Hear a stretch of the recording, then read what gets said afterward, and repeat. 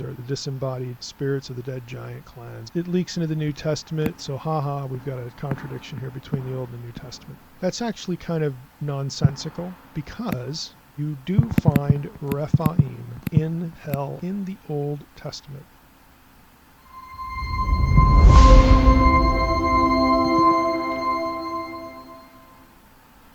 In Unseen Realm, you mentioned that this villain was cursed, eating dirt, and cast to the underworld. Do you believe that the Nephilim and the giant warrior kings are also in the underworld?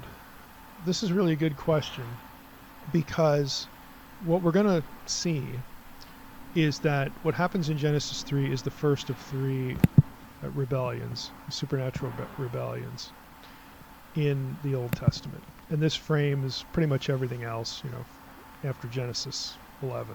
And really, again, the spiritual warfare worldview, if you want to call it that. So one of those things is always a battle between, when you look at them, you see that in Genesis 3 there's an original rebel. Again, this serpent figure, Genesis 3 uses the serpent terminology.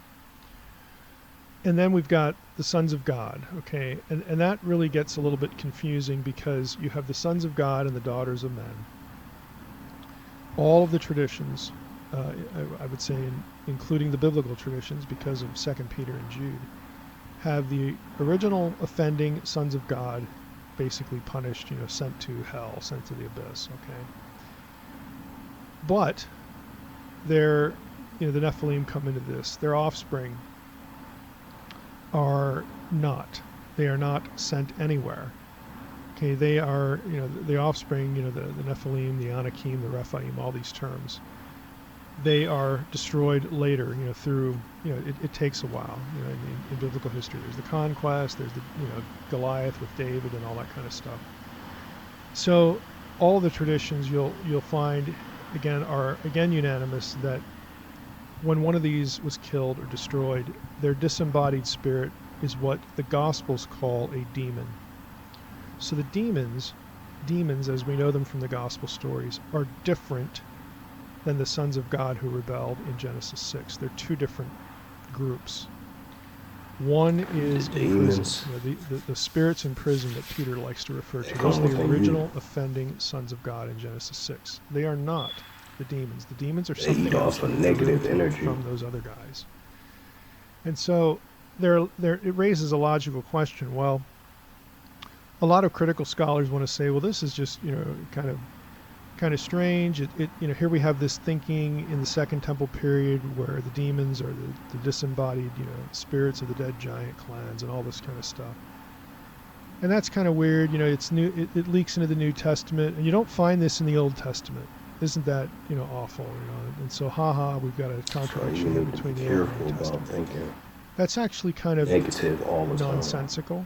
These demons. Because if you're going to look at the Old Testament vocabulary for the giant clans, one of the umbrella terms is Rephaim, and you do find Rephaim in hell, as it were, in the abyss, in the Old Testament. This is the one of the Old Testament touch points for this later Jewish theology and this later New Testament theology. So it actually is in the Old Testament. You have passages like Ezekiel 32, Isaiah 14. Okay, you see references to the Rephaim in the underworld.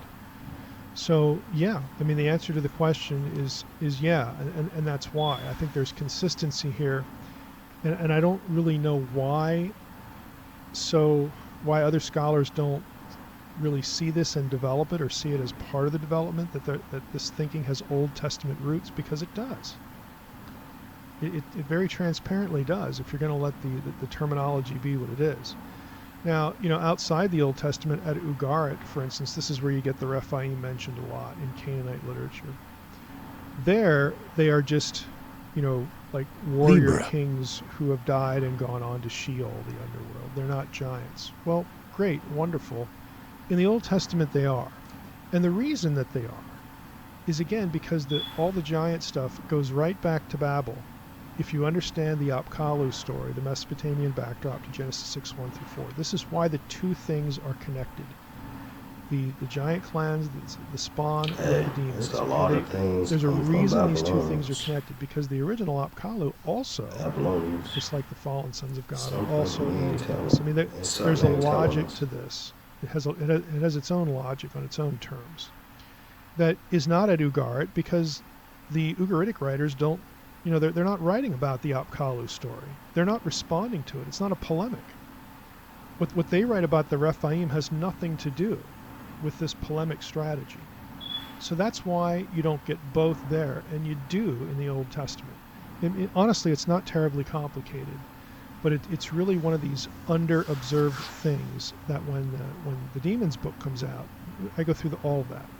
In the Gospels, demons are referred to as unclean spirits. Now, there's actually been a dissertation Unpure. on where does the term unclean Unpure spirits come spirits. from, and what does it mean? Why would demons be called unclean spirits? Well, unclean spirits are called unclean because, let's ask ourselves this question. What's one of the major categories of uncleanness in Levitical thought? Forbidden mixtures. Forbidden mixtures. And that's what you've got here. They're also called bastard spirits in the Dead Sea Scrolls. Why the bastard spirits? Well, because that's what they are. So again, all of this has a certain logic that if you're familiar with the primary sources in the intertestamental period, you're going to be able to see the dots. And again, the Demons book will help you connect the dots.